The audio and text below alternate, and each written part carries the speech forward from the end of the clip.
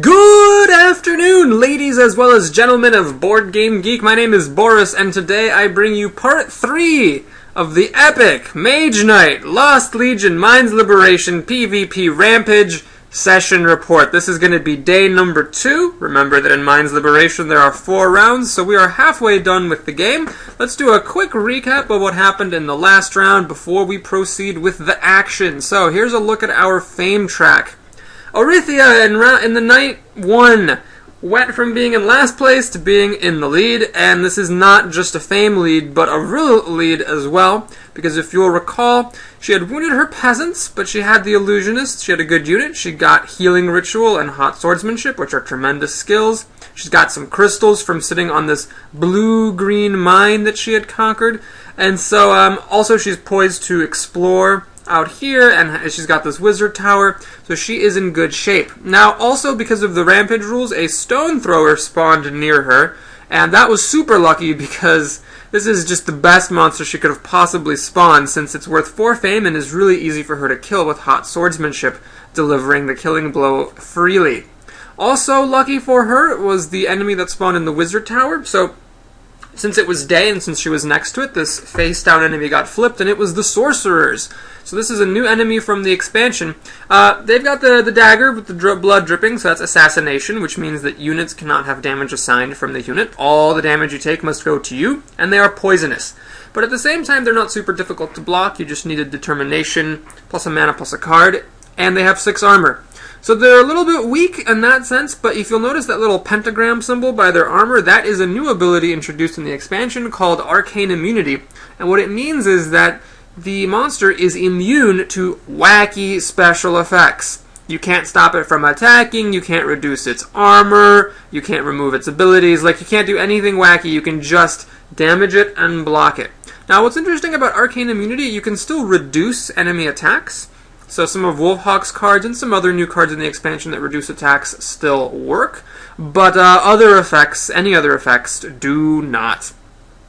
So notice, by the way, that with 4 fame from the Stone Thrower, which just spawned next to her, and 5 fame from the Sorcerers, she was going to get 9 fame, which is exactly what she needed to level up, getting a new skill and a new card, which was just tragic. Now, the other thing about Orithia is that her deck was very, very small. She had a very small deck, just 18 cards. By contrast, I had 23 cards. It's like a turn's worth of cards. So one thing that I had to watch out for here as Norwis is the possibility that she would end the round super early and deprive me of a round. This is kind of the nice thing about playing by forum. It's sort of the Mage Knight version of correspondence chess. You can do analysis that you really wouldn't ever be able to do playing the game face-to-face. Like, you could, in theory, memorize how many cards people are adding to their decks and taking away and stuff, but most players are not going to do that. So had we been playing at a table, I really would not have been aware of the direness of the situation with respect to her deck size. So that's her. What about me, Norwis? Well, I just barely managed to level up to 5 at the end of the last round, so I was drawing a 6-card hand. I also had some pretty good units, scouts and herbalists, and I had a command counter free and sitting in a mage tower, so I would hopefully be able to get some more units. Next to me spawned a green enemy and a brown one. Now this brown one is kind of sitting out here in blackness because the grid is a snap-on, so I can't put these enemies next to each other. If you prefer, I could have it floating in the lake. But the bottom line is, these enemies are both in this space. So that's something that happens with the rampage rules. There's a 1 in 6 chance that you actually spawn a green enemy and a brown one, and they're both rampaging. And if you fight them, you have to fight them both. So I kind of needed to clear this out in order to move on. So that's 8 free fame, but at the same time, and 2 reputation. But at the same time, I might have wanted to do something else with my life. I might have wanted to just keep on going, rather than having to fight some random monsters that appeared out of nowhere. So that was my situation. Again, my biggest concern here is just my deck size being bigger than Orithia's and causing me to potentially have to play a lot looser and spend more cards. Next in fame was Wolfhawk. So she had collected a goodly number of wounds, but she was sort of the mine leader here. She had cleared out a blue mine during the night. She had cleared out half of this red mine. She'd killed out the Minotaur that was lying in there, and so all she had to do was kill this tracker. And then there was the Summoner. That had not just spawned there, that was already there. She had neglected to kill it last time. But an enemy that had spawned was these Diggers near Goldix. So he killed Diggers at that spot. Or no, he killed Skirmishers at that spot, and then these Diggers respawned thanks to Rampage. So we had some hot rampaging dice here. There's only a 50% chance that something will respawn, and we respawned a lot of shit. Now, a quick word about Wolfhawk. She had no units. None, and quite a few wounds and not very good skills, so although she was loaded on mana, she was going to have some problems catching up. And Goldix was similarly in a bit of a pickle because while he didn't have any wounds, he had a pretty decent unit, his positioning was a little bit rough, he was just kind of out here in the middle of nowhere. Probably the best plan would have been for him to go up to this glade and explore out and try to head out this way. So if Norowas went southeast and Orithia went northeast, Goldix could kind of cleave a path right between them, but still, it was going to be a little bit difficult for him, and these stupid Diggers were not a very good spawn for him. Only 2 fame, he'd have to spend a turn and some resources to kill them, and at the end of the game, one thing that's worth pointing out is the turn. Like, the fact that you have to spend a turn to fight a rampaging enemy is almost the most costly thing about it. You really need to get out there and do other things. So that was the situation. Let's go ahead and get into the game. Goldix, being the fame loser, the caboose of the fame train, went first pick of tactics, and he grabbed Early Bird to go first. Now, this was a bit of an interesting call. I don't think I agree with it, and here is why. In the day, the tactic that actually gets the most turns is not Early Bird, but the right moment. So the right moment is a bit of a tricky tactic. You know, it makes the daytime tactics a little bit odd, which is that in the first round, you go last. And in fact, you keep on going last until you use the right moment, and then it's as if you went first. So let me just do a real quick demonstration, because it's a little bit subtle, and it ends up being very important to how this round plays out. Let's imagine that Goldix, Wolfhawk, and Norowas take 4, 5, and 6 tactics, like this. So Goldix takes his turn, then Wolfhawk takes her turn, then Norowas takes his turn. He decides not to use the right moment. So the next round continues. Goldix takes his turn, Wolfhawk takes her turn, Norowas takes his turn. Now he decides to flip the right moment. What that does effectively is move him to the top of the chain. So now he takes his turn up here, and then Goldix goes, and then Wolfhawk goes. So the Great Start tactic is technically always last, even though it's number 5 out of 6. It's really like you're always going to be last if you're taking great tactics, because if anyone takes the right moment after you, they're just going to flip ahead of you at some point. So if you want to be guaranteeing yourself the absolute maximum number of turns, you need to take the right moment. Now, if there's something that you want to do and you want to make sure that you do it in the first round before anyone else does it, then go ahead and grab Early Bird. But there is absolutely nothing that Goldix wanted to do in the first round that anybody else wanted to do, because really all he can do is kill these darn Diggers. So maybe if the Diggers hadn't been there, you know, he was afraid I was going to backtrack to this ruin to fight it, he could have taken Early Bird to stop me, but he can't get to this ruin anyway unless he goes through the swamp like this, paying, 5, 8, 10 movement, which he's not going to do. So nobody wants to kill these Diggers. What he should have done was taken the right moment, killed the Diggers, flipped the right moment, and then jumped to the top of the turnover and moved into the ruin, if he was afraid that I was going to take it from him. Because if that was going to be my first move, I was going to be able to get it from him no matter what. So a little bit of a mistake from the dragon, and you're going to see this actually ended up costing him big time. Because what happened next is Wolfhawk went for Great Start. Now this is a very popular tactic among a lot of players, but it's not my favorite because usually it's very difficult to actually make use of those 2 extra cards. But Wolfhawk, having lots of wounds from the previous round, benefited from the extra cards and was able to put them to good effect, so it ended up working out well for her. Now, what tactic did I pick? Well, you might remember in the last round, I unfortunately wasn't able to cast Cure to heal one of my wounds because Wolfhawk, being ridiculously ambitious, stole my green die. And that was a problem because with 1 wound in the deck, I really wouldn't care about it that much. I would just cure it as soon as I saw it. But with 2 wounds, I didn't want to use my resources inefficiently. Here was my starting hand of 6 cards. See, I actually drew Cure with my opening hand. And again, if I had only 1 wound in my deck, I would just wait until I drew it, played Cure, it would actually let me draw the card for the wound that I healed, which is super, and then I would continue on with my life. But with 2 wounds in the deck, I don't just want to heal it as soon as I see it, because then I'm using my resources inefficiently. I'm healing 1 wound, but I'm going to draw another wound later, and then I have to heal that one somehow. So I didn't really want to play that way, and so what I decided to do was grab Planning. And this is a bit of a committal move, because the Planning, what that does is, as long as I can keep 2 cards, and wounds count for this, I effectively play with a 7-card hand, so it lessens the sting if I draw one of my wounds and hold on to it until I can draw the other one so I can cure them both. But what this guarantees is that Arythea goes ahead of me, and that's a real problem because, like I mentioned before, her deck was very small. It was like a whole hand size smaller than mine. So I was gambling that she wasn't going to be able to use up her cards quickly.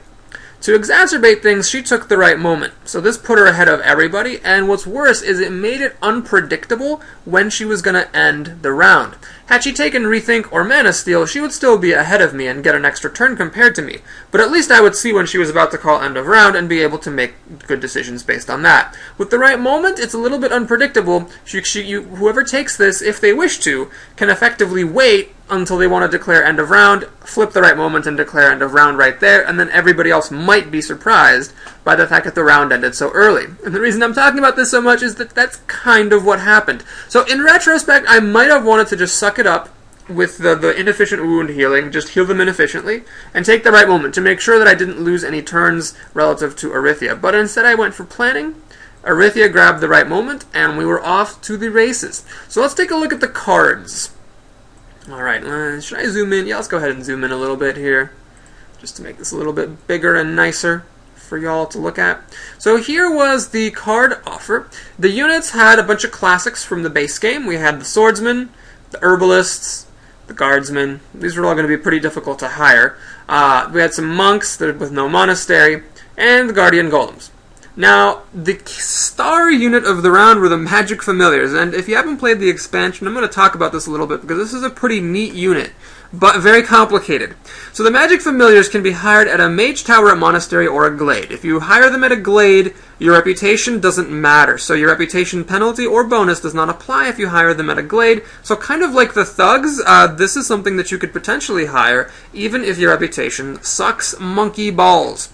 Now the Familiars, you can look, they are a ridiculously powerful unit. They have 4 different things, well, 5 different things they can do: attack, block, move, influence, or heal, and they're all pretty high values. So this is kind of impressive for a silver unit. What do you think is the catch? Well, the catch is that when you recruit the Familiars, you also need to pay a crystal. Not a crystal, you need to pay a mana, either a crystal or a die or a token, of a basic color. And when you pay the mana, it goes onto the card. So let's just show this really quickly. Let's say I pay a blue mana to hire the Familiars. Alright, now they have this blue crystal sitting on them. So when you use one of their abilities, if the ability that you're using matches the color that was used to pay for the Familiars, the ability actually gets even better than it already is. So with this blue crystal, the Familiars don't just do block 4, they do block 3. So that's ridiculously powerful, but it's like you have to basically pay an extra mana in order to hire them. And at the beginning of each round, the crystal on the Familiars goes poof, and you have a choice. You can either pay another crystal of any basic color, like green, to keep the Familiars, or the Familiars are disbanded and they are removed from the game. So you have to pay a crystal every round to keep the Familiars, but in exchange, they are an extremely versatile and an extremely powerful unit. Now, I wouldn't say that I was lucky that they showed up, because there are 2 of them, and we hadn't seen any so far in the game, so it was about to come up in the deck with pretty high probability. But it's definitely nice that they came up, because I was sitting on a Mage Tower, and this is the perfect unit for Norwoods to pick up. And I had a really good hand for recruiting. I had my Ruby Ring to get red mana, I had Threaten for hiring, and in the previous round, I had just barely managed to get my reputation up to 0, so I wasn't suffering under any penalties. Before we continue, let me just point something out. A lot of people, don't really like Norwoods, and I'll agree that in a solo game or a 2-player game, he's not very good because there aren't that many units in the offer, and with a wedge map, there's a pretty good chance that you're not going to be able to hire a unit, and so then, you're effectively playing with a handicap compared to the other players because units are so important for Norwoods. But I do think he's a little bit underrated because people don't really appreciate his special card, Noble Manners, which gives fame and reputation. Without Noble Manners, My fame would be here. I'd be drawing one fewer card. There's a chance I would not have drawn Threaten or Ruby Ring, and then it would have been harder to recruit in my first round. Without Noble Manners, I would also be here on the reputation track, so I'd be at -1 reputation, so I'd have to pay an extra influence to recruit the familiars, so it'd be more difficult to do. So I'm not saying like it's the best of the special cards. In fact, I really don't think it is. But I'm just saying it's not terrible. You don't really want to dismiss Noble Manners entirely. It happened to be pretty clutch for me, keeping me in the game. Alright, so that was my hand. I was going to be able to do some recruiting and then continue on, keeping in mind again that I really wanted to try to play as many cards as I could so that I didn't fall too far behind Orithia and lose too many cards when she called end of round. Okay, whew, that was enough introduction. I think I covered everything. Let's go ahead and get into the game. So, Goldix blocked the Diggers with his thugs, played Swiftness, powered by a white die, and killed them. So, this is a pretty painful thing to watch because, you know, he's spending a unit and a card to just kill a 2-fame unit. Like, this is the kind of thing you really have to watch out for and try to avoid later in the game. Now, granted, we were playing with the, the dumb rampage rules, so, it wasn't his fault that the Diggers had spawned there, but still, just as a general rule, watch out and don't necessarily try to kill every single green marauding unit you find. Now, this did give Goldix a reputation and 2-fame, which did level him up. So he drew some skills, and the skills that he drew were pretty good. He drew Freezing Power and Universal Power. And Universal Power is one of the best skills in the game, just because it's incredibly versatile, and at night you can actually use black mana to power your cards up to 3 of anything you want, if the source is being really uncooperative. So it's a very, very nice skill, but he elected to grab Freezing Power for the fat beats, and so put this very nice skill, Universal Power, into the common skill offer. He then re-rolled the white die, and it stayed white. So we had a very white-heavy source, which was just fine for me because I had taken, 2 white cards for both of my levels up, so I didn't mind there being some extra white mana. Alright, that was it. That's all Goldix did. His turn was up. My turn came. I played the Ruby Ring for a red crystal and a red mana token. I spent the red token to power Threaten for 5 influence, and I decided to play Swiftness sideways for the 6th influence that I needed in order to hire the familiars. And the reason I played Swiftness rather than the Rage or the March is that my deck was pretty low on movement. I had not taken any cards that benefited movement, and my skills didn't give me movement either. And I felt like I really wanted to keep my March around in case I could power it up with mana and get more movement, because that was going to be pretty important for me. Now, the question that I had to make was... I forgot something, we'll get to it in a moment. The question that I had to make was, what mana do I put on the familiar? Since I'd used a token to power Threaten, I still had the source available to me. I could do green, red, or white. And I probably really should have done white. Because my deck, like I said, was lacking movement, so it was pretty nice. It was pretty possible that the 2 extra movement would be really relevant to me. But I decided to grab red just in case this Rage wasn't enough, because I did have to unfortunately fight these 2 guys on my way out of here.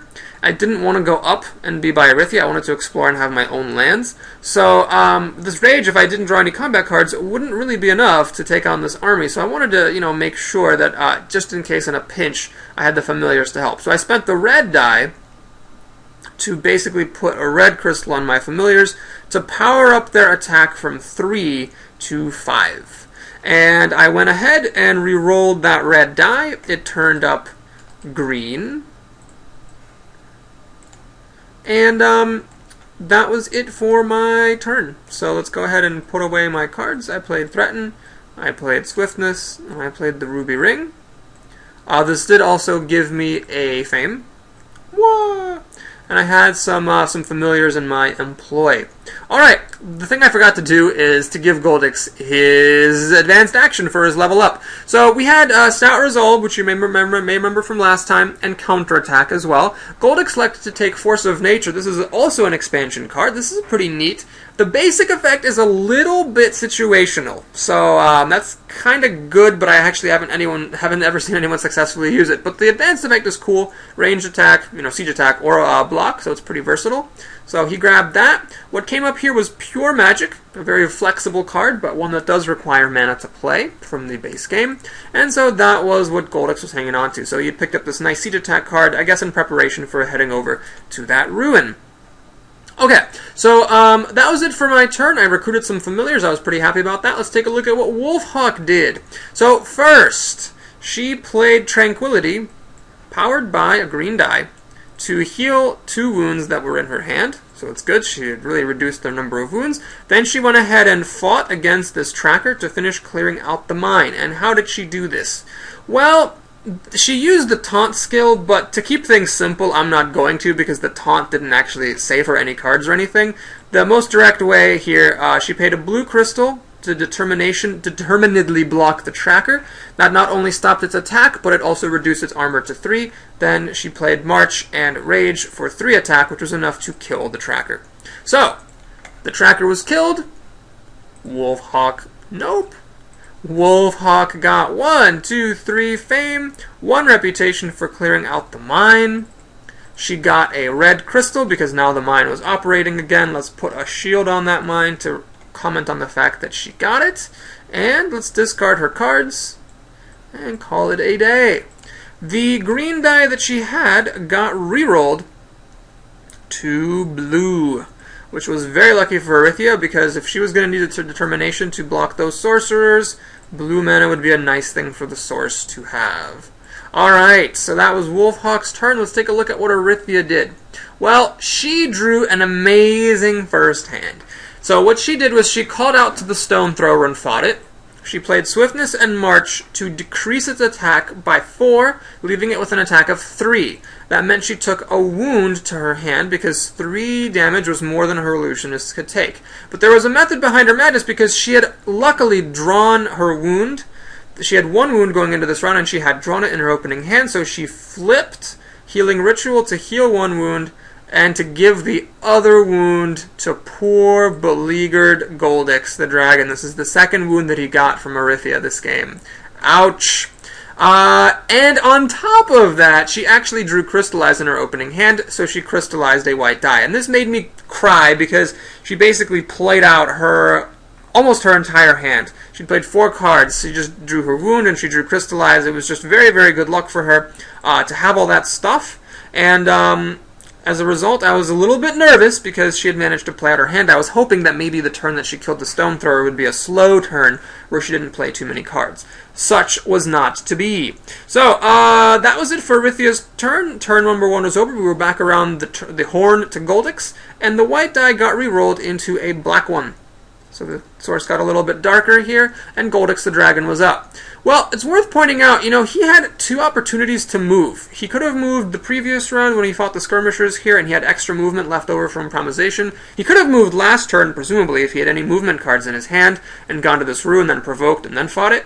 But he chose never to move in either of those cases, so now he actually had to spend a blue die with stamina to make it to the ruin as opposed to getting over there for free, which was a little bit of a problem because what he fought in the ruins was really difficult. He ended up having to face an Ironclad because that was the last monster left in the deck. Then we reshuffled and he drew some Hags. So this is a lot of armor to chew past and some pretty hard attacks. Well, to kick things off, Goldix went ahead and just took it in the face from everybody. He took 1, 2, 3 wounds from the Ironclad, 1 wound from the Hags, so this is 1 wound shy of being knocked out, and then also a wound to the discard.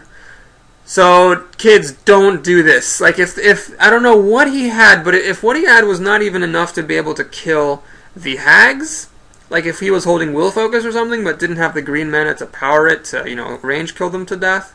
I mean, if he had green mana, like, I don't know if he was holding Will Focus. I don't think he was, but like, let's say he had been, then, and he just didn't have the green mana to play it.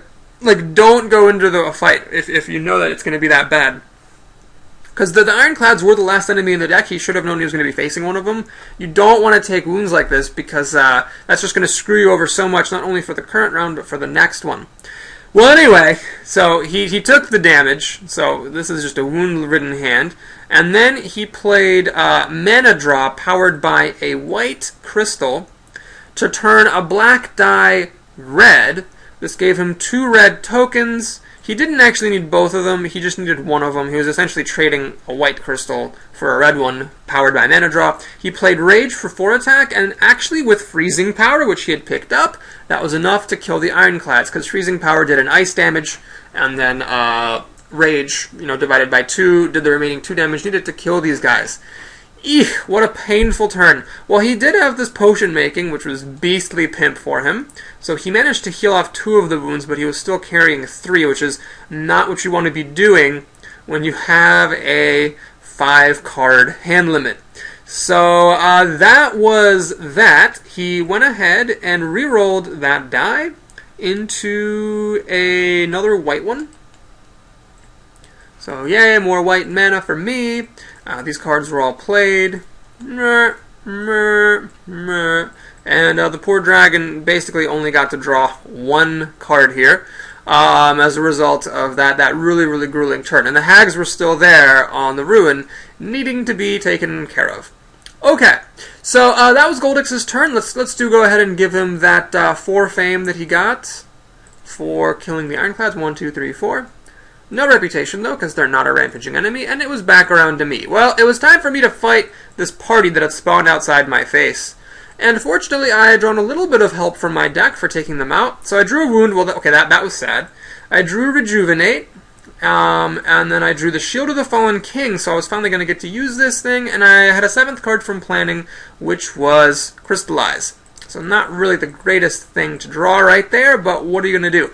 So here's how I decided to play it. I played Shield of the Fallen King for block 4 against 2 attacks.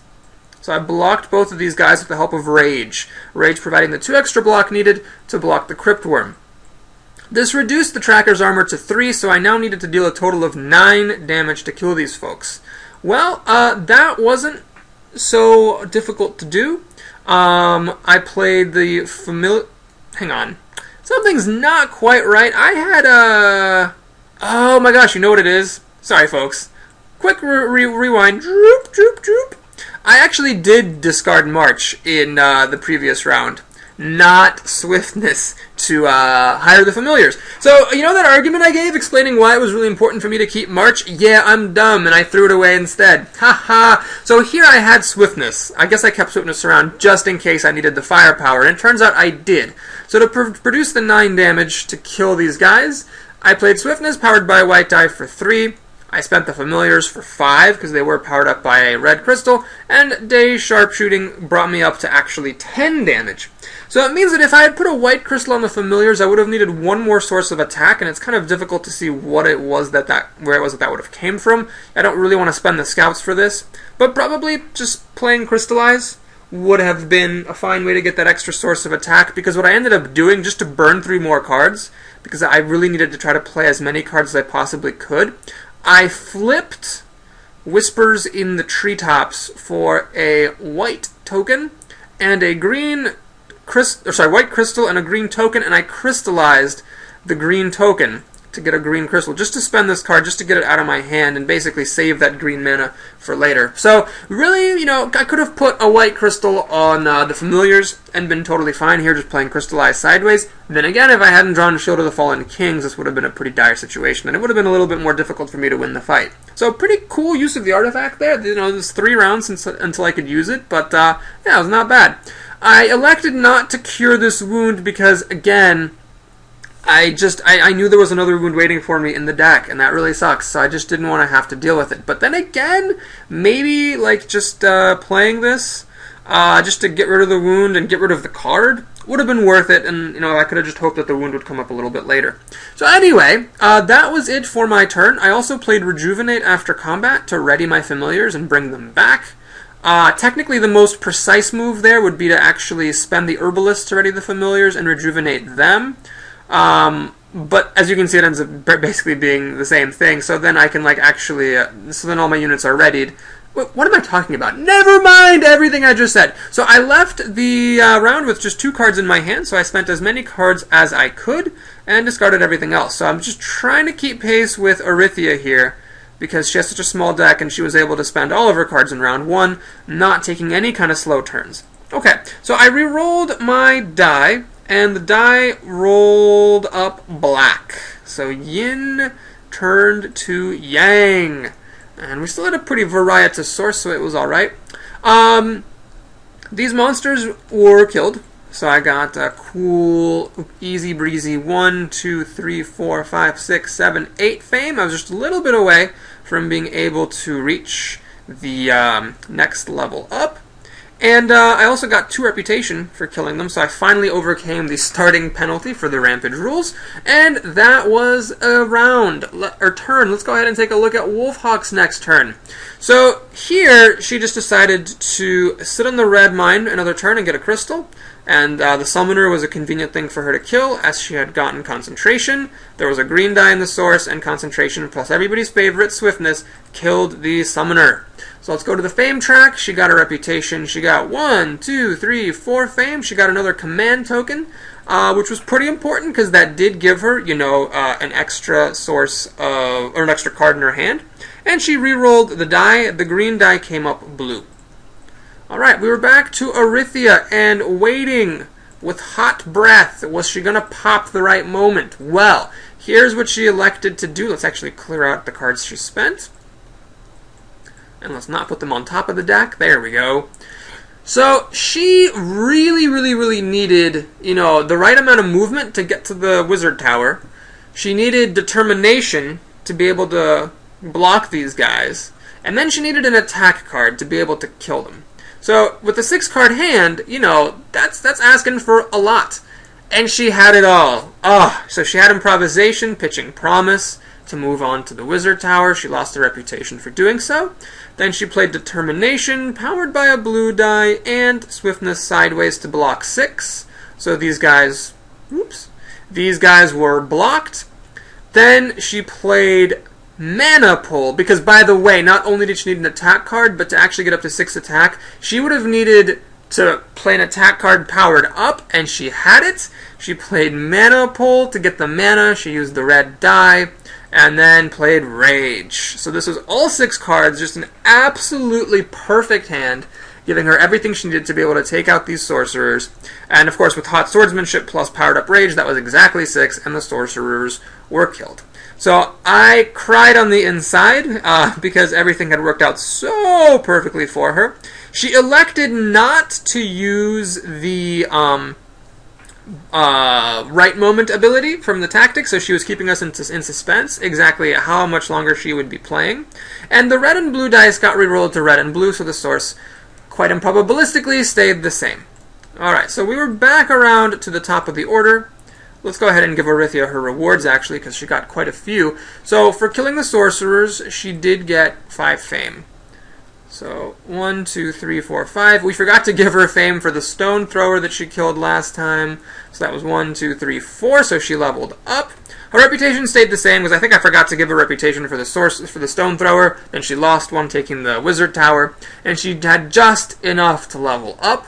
The skills that she drew were polarization and invocation. These are 2 of her best skills, I think. And especially polarization is really one of the best skills in the game, because it gives you so much flexibility with mana. You know, during the day it makes all black dice basically your own private mana of whatever the hell you want. So it's really strong skill. Now, I want to point something out. I've been, not complaining, but kind of whining about the fact that she was getting very lucky here. But it's important to note, when someone gets lucky against you in a game like Mage Knight, which is really complicated, yeah, one thing that you have to remember is that being lucky and actually winning are 2 completely different things. Anybody can get lucky, but it's good players who can get lucky and win. And that was really evidenced right here, because if I had been in Arythia's shoes, I would have taken polarization and called it a day. But Arythia actually found a play that I did not see coming at all. She took motivation, Wolfhawk's motivation from the common skill offer, and put both of her really good skills back to the common pile. And that, as soon as she did it, I was like, oh no, because that allowed her to draw 2 cards, which made it even more likely that she was going to end the round super early, which was really terrifying for me to see. Now, this did force her to take Stout Resolve. Not that that's a bad card, it's a very versatile and very good card, so it was not a problem at all that she took it. And the card that came up in the advanced action offer was Temporal Portal. We'll talk about that a little bit later. So that was a pretty scary thing. I did not see this coming at all. And so now there was a real chance that she was going to be able to end the round effectively on her next turn. She still did not use the right moment here, and so it was back around to Goldix. Well, as you can see, Goldix, bit of a tricky situation, and he decided to go after the hags. Now, I believe we actually made a little mistake and gave Goldix like 1 wound too few, because he somehow had a 6-card hand here, although he shouldn't have. He fought the hags, he took a wound to his hand and a wound to his discard pile. Then he killed them by playing this red die on improvisation, pitching March, so still holding on to this force of nature for some reason. I would have kept March personally just so that I could maybe have a chance of moving into the glade later and throwing away some wounds. But such is life. He played March. He re-rolled the red die to the nice, friendly golden color. And that was it. So the hags died. Goldix got a crystal of each color. So was it worth it taking like 7 wounds or however many it was? Probably not. He got 1, 2, 3 fame, so he was tragically 1 fame shy of a level up. And let's go ahead and put one of his shields on that ruin. And discard it. Alright, so the dragon got it. So this is a really, really tough round for Goldix, just taking so many wounds. Although I think this could have been avoided. I think had he moved to this glade and explored out here and just ignored the ruin, he might have been in much, much, much better shape. Okay, let's actually give Orithia a shield for the tower, because that was rightly hers to be conquered. And so that was it for Goldix's turn.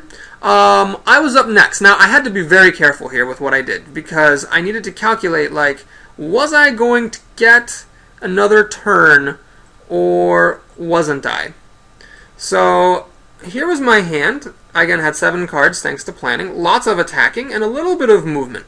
So, I figured that Orithia was probably going to take 2 more turns, not just 1, because I figured she was probably going to recruit something here, because there were still the Guardian Golems in the unit offer, and then she was going to move out. Now, I forgot one thing, which is actually pretty important. She took for her spell reward space bending, which was very, very clever, because I thought she was going to take underground travel, or maybe energy flow, to get use of her illusionist an extra time and spend my units. But she grabbed space bending, so what this meant was that she actually did not need to go out through the forest and explore or fight these guys, wasting a turn fighting a stupid green enemy and explore. She could actually play space bending and, essentially hop and explore the core tiles in both directions here, and then hop over and take on a challenge. But I still figured she was probably going to spend 2 turns rather than 1, because even with her small deck here, she had 8 cards in the deck, but 6 of them were in her hand, and with motivation, she could essentially draw everything. I figured she was going to take an extra turn to recruit a unit, and excuse me, there were four of these 8 were in her hand, so she could draw 2 more and leave 2 in her deck with motivation. But that did leave 2 cards in her deck, so I figured to ensure that she saw her whole deck, she'd recruit the Guardian Golems, because, she could use another unit, and then space bend, go somewhere, kill something, and then flip the right moment, and then call end of round. So, that was what I was thinking. I was thinking she was going to do it twice. Now, what did I want to do on my turn? Well, let's scroll up here. Let me just show you, because there were only 2 green tiles left in the offer, and because we're playing with the expansion, because we had already seen a couple of tiles with no mines, I actually knew what these green tiles were. There was this one, and then there was this one. This is a new tile from the expansion, so this has got another dual mine. It's a red-white mine in the desert, and it's got that thing on the right, the 246. This is a pretty neat new thing in the expansion called a maze. So when you enter a maze, you have to pay 2, 4, or 6 movement. You can only take 1 unit in there with you, and you fight a random brown enemy. And then if you kill the brown enemy, you get a reward that's dependent on how many points of movement you spent, or how far into the maze you plunged. If you will go in 2 spaces, you get 2 crystals of your choice. If you go in 4 move, you get a spell, and then if you go in 6 move, you get an artifact. And what's kind of neat is you put your shield on the space that you conquered, so somebody coming up behind you can actually take a different path through the maze and still collect a reward, although you can only go into the maze once. So these are the 2 tiles that were left. Both had a mine, and I thought about where I wanted to go and what I wanted to see. So ideally, this tile would have been there. I could take over the keep, get an extra card, then explore here, and go to the mine and clear it out.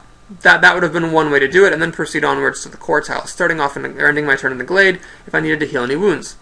If the tile were like this, you know, that wouldn't be as good. I definitely did not want to go all the way down here in this mine.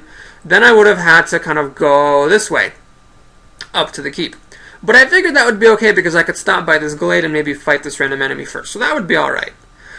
Now, if I explored to the east first and saw this tile, then that would be okay, because then I could just explore south and find the keep, and that would be cool. But if I explored this way, then I really didn't want to go down like this. I would have had to explore down south anyway. So I figured it didn't really matter too much how I explored, but it's like in no case was it just absolutely terrible for me.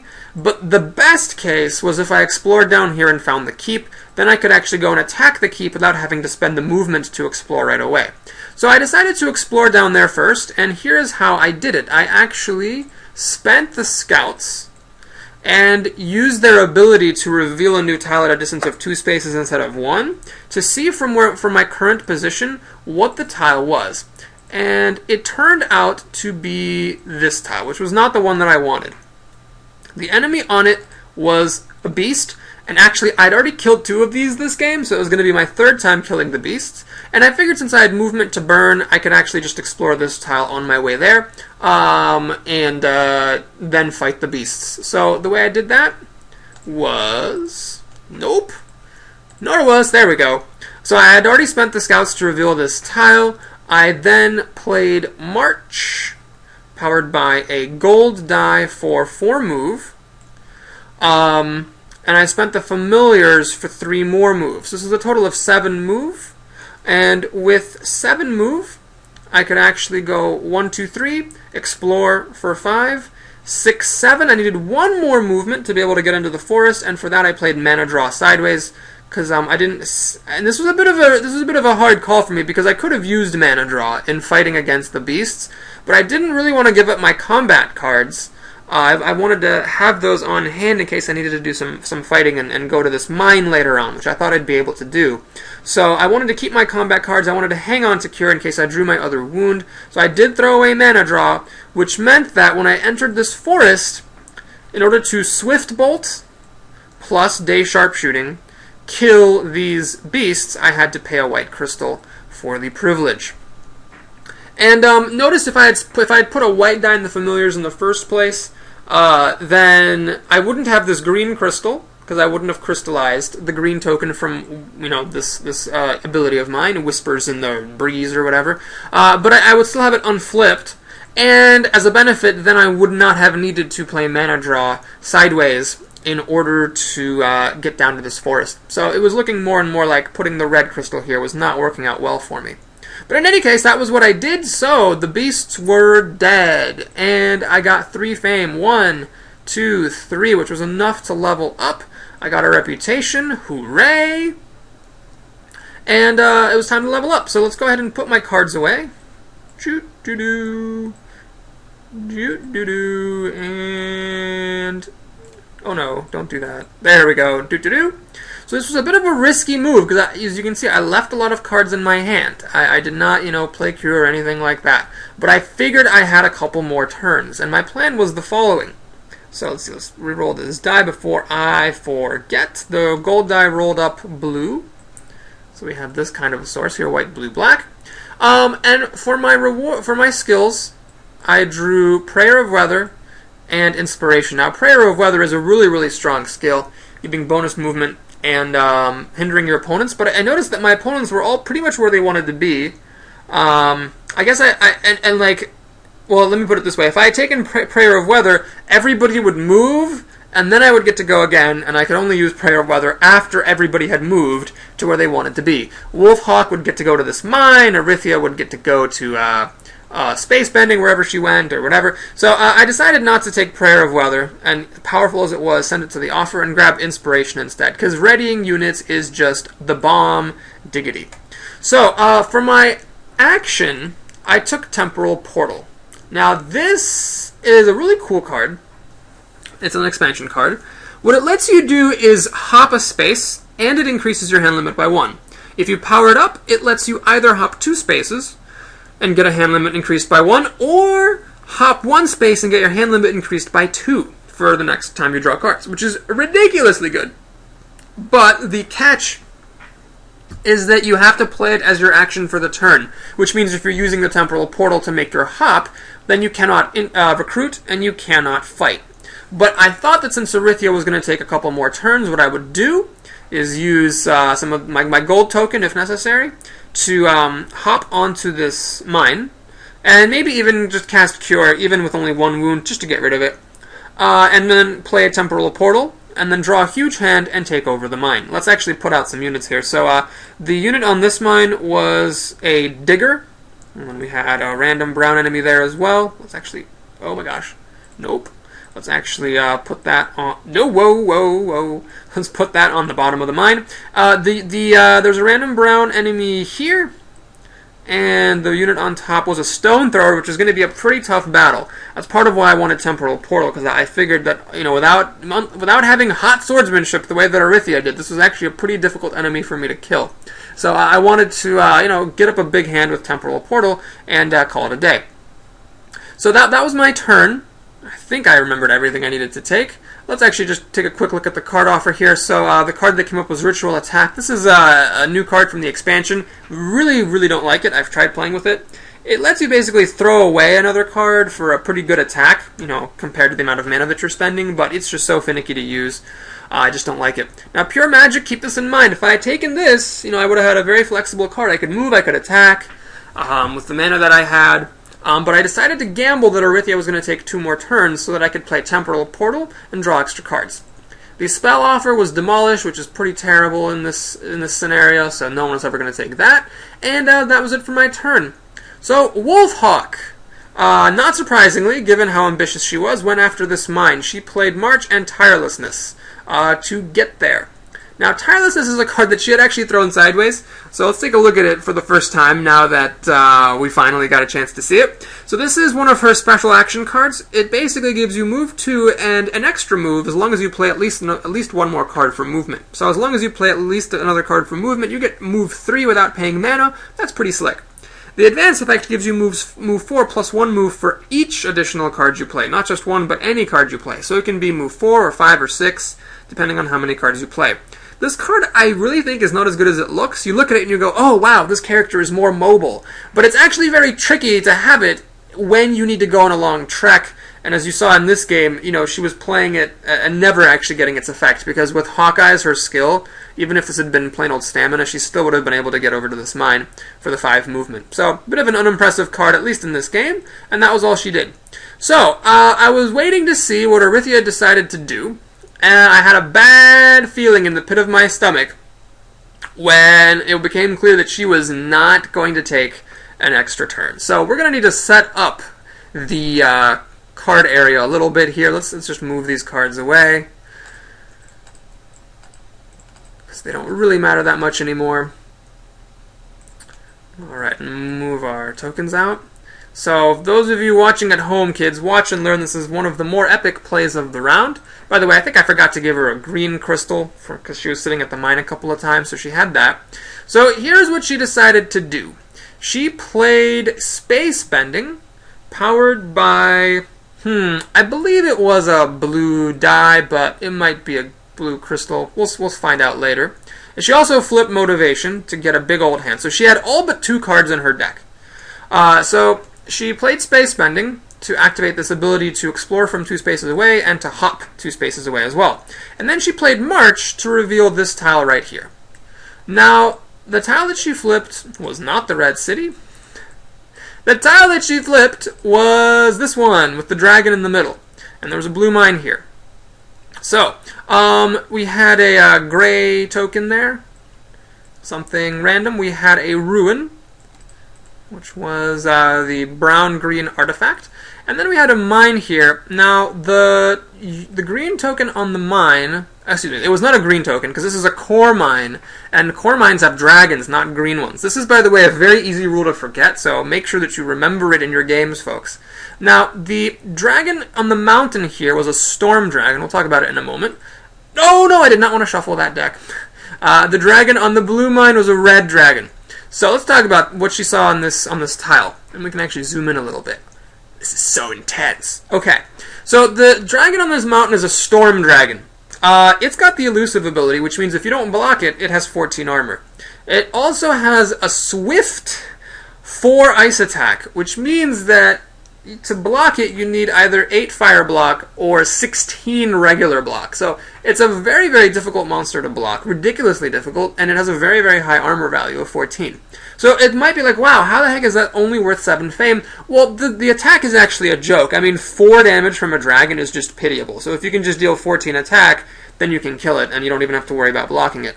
I mean, 14 attack is what you're going to have to come up with for dragons like the fire dragon, unless you can do cold damage. So this is a pretty neat dragon.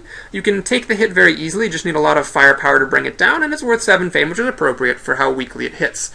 Now, the fire dragon is not what Orithia wanted to see on that mine. Let's put a brown enemy there as well. Because with hot swordsmanship, that is pretty bad against fire dragons. And the player guy had some pretty funny flavor text here. He said, seeing the plume of a working mine in the distance, Orithia said, ah, great! That mine doesn't need to be liberated. Let's keep on going. And clearly she was just afraid of the fire dragon there. Now, the next... So she needed to keep on exploring, basically. This was Orithia's first run of bad luck this round. Neither of these monsters were something she really wanted to kill, because it was just a lot of firepower in both cases to kill him, even after she used the illusionist to block the attack. What she really wanted was an ice dragon. So on the red city, she found floating, keeping guard, no ice dragons. She found a lava dragon out here, and no, I do not want to shuffle. And she found a summoner dragon here. Those are both new dragons from the expansion, so let's go ahead and talk about them a little bit. The summoner dragon has physical resistance and arcane immunity, so you cannot stop it from attacking with the illusionists. For example, its attack is 2 summonings, so it's kind of like 2 illusionists or 2 summoners. So the attack, can be really strong, can be really weak, but so it doesn't really hit that hard, considering it's a 9 fame dragon. But at the same time, it is physically resistant and with arcane immunity difficult to bring down. So that was not what Orithia wanted to see. She definitely did not want to take 2 brown hits. Now the lava dragon is an expansion monster. It's nothing wacky. It actually, I think, is the only new enemy in the game from the expansion that doesn't have any wacky abilities. It's just, what you see there. It's fortified, so that's kind of the different thing for a dragon. Quick note, for those of you watching at home, the illusionist's ability says target unfortified enemy does not attack. You have to remember that unfortified word. So actually, although this dragon looked like ripe pickings for her, she could not use the illusionist against it because it was fortified. So this was 4 of the worst. These are of all the 7 dragons in the game, these were the 4 worst that Orithia could see. But don't cry too many tears for her just yet, because the dragon that she saw on the mine was an ice dragon, which is normally very dreaded, but for Orithia, it was exactly what she wanted to see. So let's go ahead and return our regular zoom here and see how she handled the situation. Now, at this point, there were quite a few cards that she really needed, and I believe it was actually a crystal that she used on space bending, keeping her die open. She needed maximal effect, for sure.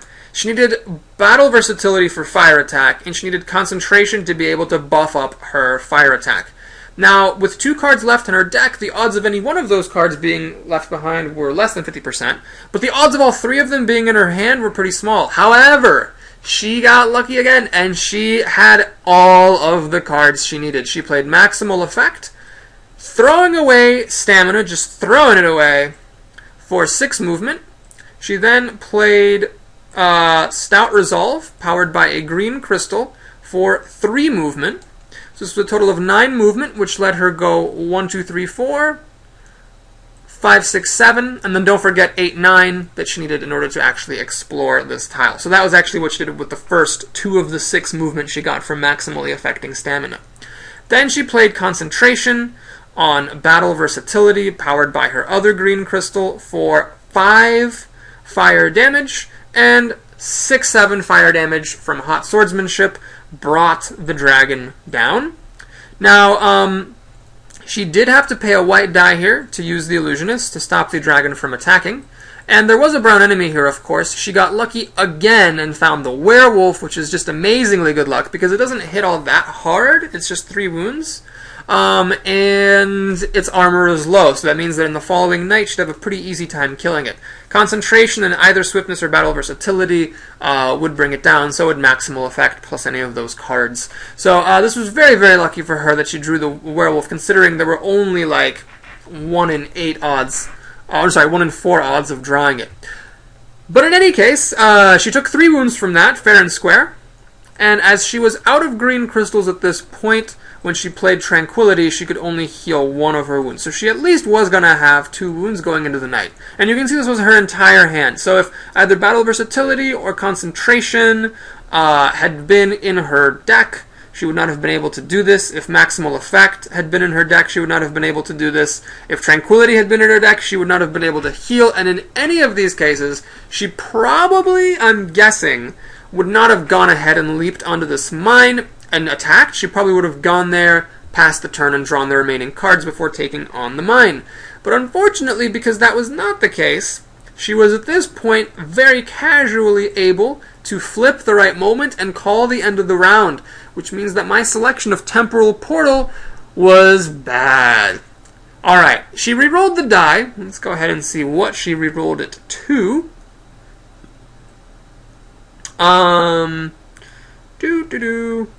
It got rerolled green.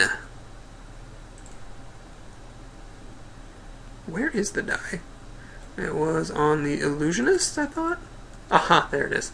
So this die got rerolled green, and at this point, Goldix was up. Well, his hand was full of wounds, so he just did nothing. He just sat there and did absolutely nothing, because he didn't have any movement, because he had thrown away his march. He couldn't actually march to the glade to heal a wound, so he was going to go into the last round totally boned, because he didn't, because he just had so many wounds in his deck. It was, I lost count how many wounds he had.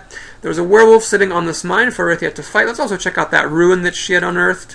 It was a purple for a spell and an advanced action. So a pretty nice ruin for her to draw there. She definitely didn't want to draw any mana altars. Those would be hard for her to satisfy, but she got it there. And Goldix did nothing. So now I sat here and stared at my pitiable hand with this Temporal Portal, desperately wishing that I had pure magic instead for more firepower. But such is life. Now, I had a very interesting decision to make here. Fun fact, I could have actually taken out this mine anyway. I could have crawled on there with my move cards. I could have just taken the hits from everybody. And then I could have healed them all up by using the Herbalists and Cure. Using the Herbalists to ready the Familiars, getting Heal 2, Cure for 2 more, and flipping Inspiration to ready the Familiars and heal them for 2 more. So I don't want to walk you through all that, but bottom line, with these 7 cards, I could actually have taken out that mine with no wounds, given that all the monsters in the brown deck, except for one bad one, a new one from the expansion, which we'll see later. Given that all the monsters in the brown deck were just not that hard. The Minotaur and the Medusa were both gone, so it wouldn't have been that big of a deal to take a beating from the brown enemies. But I realized I actually didn't even want to do that, because I really wanted to get over to this keep and be in position to do stuff on these core tiles the following round. So I passed the mine by, and here's what I decided to do. I played Stamina, powered by a blue die for 4 movement, and I went here. This allowed me to see the Defender of the Keep, which was actually the Guardsman here. So low attack, high armor, that was perfectly fine. I was really happy to see them. Then I actually spent the Herbalists to ready my Scouts, and I spent them for 2 movement and the ability to explore from 2 tiles away. So this allowed me to explore this tile and this one. I wanted to explore them both right now because right now I had the cards to burn, and I didn't want to have to spend 2 movement exploring the tiles the following round, because remember, my deck was pretty low on movement, so I didn't want to have to spend movement next time if I could avoid it. The monsters that flipped up here were more beasts, so that's beasts number 4 for me this game, and skirmishers, so we actually managed to run out the deck a couple of times in this game. And here I have to pause and mention something. This is a little bit of a factor, or of an artifact of this being a play-by-forum game. When you're playing by forum and you announce that you're exploring tiles, you actually have to wait for the moderator to, log in, see that you made your move, and then reveal what the tiles are. Now, I wanted to just keep the game going, and I figured it didn't actually matter what these were, because I was going to go after these guardsmen regardless. But that was a bit of a mistake. So what actually happened was, I was going into the guardsmen not knowing what was on these tiles. And that was a mistake, because if I had waited, I could have actually seen that I had the resources to take these guys out.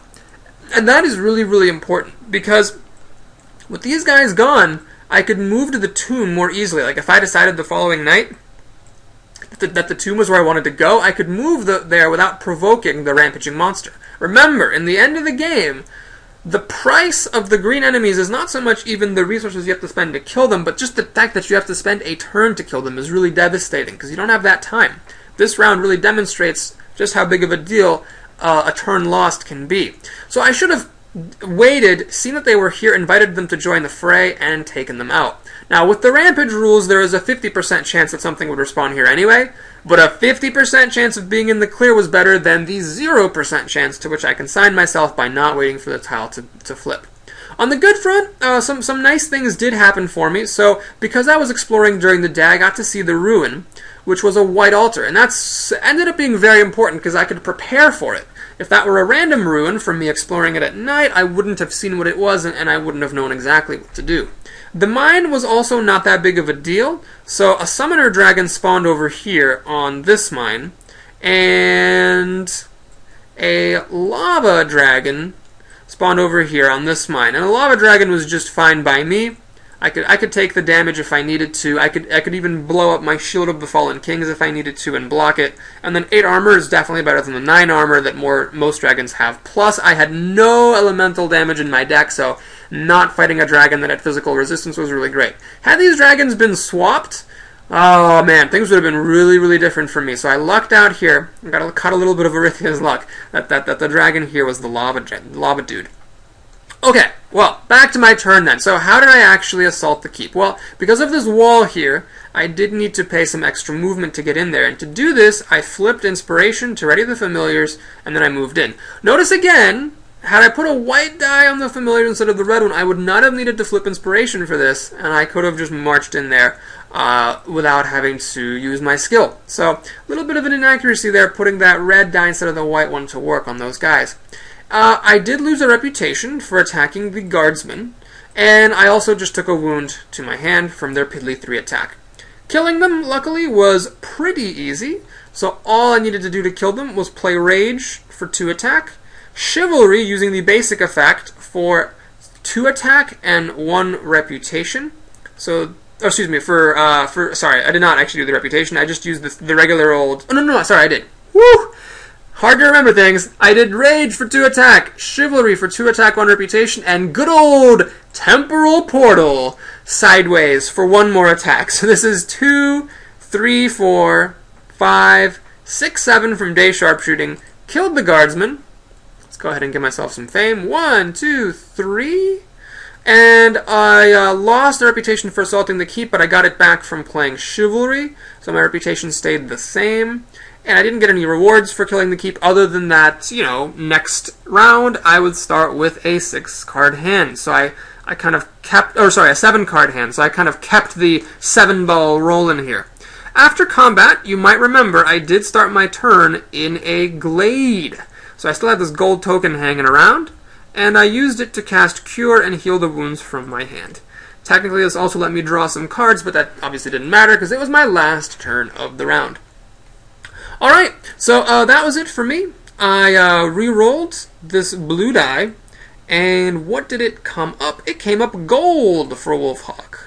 Lucky girl. So she had got a gold die right there. She could have whatever color mana she wanted, and that was it for me. So let's actually remember to give Arithia some fame. So she did kill that dragon for 1, 2, 3, 4, 5, 6, 7, 8 fame. There she was. Okay, so Wolfhawk went next. This was her last turn of the round, and she elected to fight what was in the mine. So she fought for her rot. or something. What is this brown token doing there? Well, okay, so what she found in here was not that. So, was it this? It was not this. Alrighty. We'll find it. It wasn't that. Nope. Was it this? Nope. And was it this? Nope. Oh my goodness. Well, was it this? What is the thing doing in the water? Well, that's actually not the token that she fought. Ahem. I'll find it, guys. Oh my god. There are... Seriously? Was it this one? Nope. Oh my goodness. I get all the way to the end of the video, and then I cannot find the one stinking brown enemy that I need. Where are the brown... Is this a brown enemy? That's a... Nope, that's not it. That's a werewolf. That's what Orithia was up against. Seriously? Okay, guys, we're going to have to go a little bit low-tech on this one. Wolfhawk was facing a digger and a gargoyle. And hell if I know where both of the gargoyles are. One of them should have been in the discard pile. One of them should have been lying on that space. But anyway, she was fighting a gargoyle. I wish I could show you what a gargoyle looked like. It's, you know, that monster. Anyway... So, to kill the diggers, she played Crushing Bolt, powered by a green die. So, heck yeah, siege attack, 3 damage, got past the fortifications, killed him. Then she was up against a gargoyle, which, does this actually, I wonder, does this actually have like a little thing that tells you what all the monsters are? Nah, it probably doesn't. Bummer! Oh my god, where are the gargoyles? Well, anyway, she fought a gargoyle, so it's got 5 attack, and she actually used Taunt to buff it to 7 attack, and reduce its armor by 2, which was important because gargoyles... Can I have a... Nope, not over there. Because gargoyles have physical resistance, so this was a case where the Taunt skill actually was legitimately useful. She then played Mana Draw to grab the gold die and use Swift Reflexes here to reduce the gargoyle's attack by 2 down to 5. This was a slight inaccuracy. She didn't actually need to pay mana for this, because reducing its attack from 7 to 6 would have been enough to achieve what she wanted, which is just to reduce the number of wounds she was taking by 1. So she took 2 wounds from the gargoyle. It now had an armor of 2 and physical resistance, which she was able to kill by playing Improvisation, powered by a red crystal pitching Promise. She could have saved herself her crystal if she had not powered the mana on Swift Reflexes. So she took out the gargoyle and the digger. So closing out the round, she got 6 fame, 2 for the digger, 4 for the gargoyle. She got 1 reputation for clearing out the mine. She also got a green crystal for ending her turn on the newly cleared mine. And that, ladies and gentlemen, was the round. So sorry for the slight time loss here with the gargoyle. I'm going to have to figure out where the hell it is, because I do kind of need them for the next round. Or no, you know what? Screw gargoyles. I don't need them ever again. You can go to hell, gargoyles. I don't need you. Okay, so that was the end of the round. So what was the situation at round's end? Well, the fame had Orithia in the lead, and she was definitely still in the lead because she had, you know, this mine, which was going to be really easy to clear out. She had this ruin, a couple of dragons. She also had some flexibility. I mean, she did have space bending, so if she decided she didn't want to fight these dragons, she could always space bend her way to one of these mines, and just maybe, you know, hardcore, like, brute force kill the red dragon to death. So she was definitely in the lead and had a pretty strong case going into the final round. I was here, and I had a bunch of stuff that I could do. I could take out this mine, I could take out the tomb, I could take out the maze. And I was also on a keep, which meant that I could potentially recruit a unit if a nice gold unit came up that was recruitable in keeps. And I figured that Orithia, with still having a very small deck, was going to try to run out the round quickly, like, finish this mine, do something else, call end of the round, and then leave me without enough time to do everything. So I figured in the night, if I could just achieve these 3 objectives, the maze, the mine, and the tomb, then I would be in and maybe recruiting a unit, I'd be in good shape. I was really, really sore about this stupid monster right there stopping me from going to the tomb like that. But such is life, and you gotta deal with those things and pay for your mistakes. Now, The other thing I wanted to mention is because I went to this keep rather than taking out the mine, I was actually behind Arythia on fame, which meant that I would pick tactics before her, which meant that I could guarantee that I would be earlier than her in the turn order. And that was important because, again, I figured that Arythia was going to try to end the round really, really early, and so I wanted to make sure that I got my extra turn in. If I had taken over this mine, I would have actually been ahead of her on fame. So then she would have gotten to go ahead of me. And I figured that being out of position, having to pay movement to reveal these tiles, having to pay more movement to get over to the keep in the final night round was actually enough of a price to outweigh the benefit of taking out this mine, especially when you also factor in that I would have one less turn compared to Arythia, who at this point I thought was really the only person who had a chance to win other than me, but I know I was the underdog, but it was me or her, I felt. Now, Wolfhawk, she was close behind on the fame track, but I didn't really think she had much of a chance of winning. It didn't seem like she could really catch up because while she did have a bunch of mines and was almost certainly going to get the mine scoring benefit, she still had no units, she still had some wounds, and she was going into the final round, kind of out of position here. There's really not much for her to do. I figured she would go up to this mine just because she was, Mrs. Mines a lot, and, just do that because that was just her thing. But, that was still kind of a journey away. If she went over here, that was also a journey away. Unlike me and Arythia, who could just, hop really, really closely to all the adventures, she had to do a lot of movement, and I just didn't feel like her deck could hawk up those resources. Goldix was definitely looking to lose because he had just a metric butt-ton of wounds, and that was going to cost him big time. But at the same time, he was near a mage tower in case, there was a unit that came up, he could recruit there. There was this ruin that he could potentially take out, and maybe even this dragon if he was really, really lucky. But that was how it was going into the final round, a bit of a lopsided game, with me and Arythia going toe-to-toe. Well, not really. Arythia kind of charging into the lead and me yapping at her heels. One of the things that we would have to see is what units came up in the offer, because a lot of the really good units recruitable at keeps are also recruitable in a city.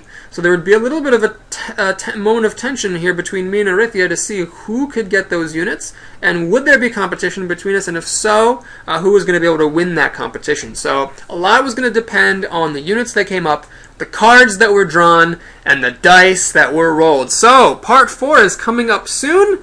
Thank you so much, folks, for your support in my video series. I know it's long, and I just can't thank you enough for actually sitting down and taking all the time to watch it. Really appreciate your viewership. This has been Boris, and we'll see you next time.